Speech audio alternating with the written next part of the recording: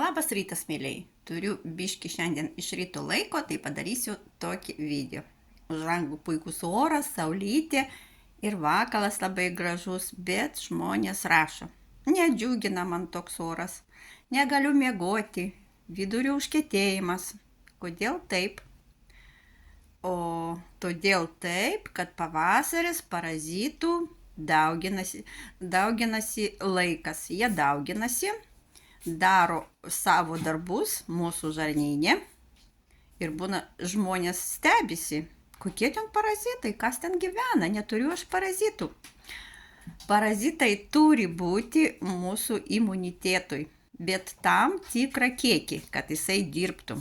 O kada jų per daug, tada prasideda visos lygos.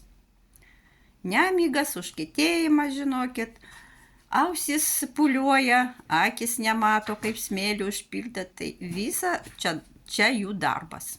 Tai vat patariu dabar 3 žolės.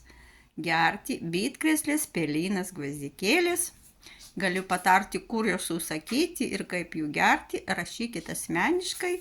Tai gražios jums dienelės. Ate.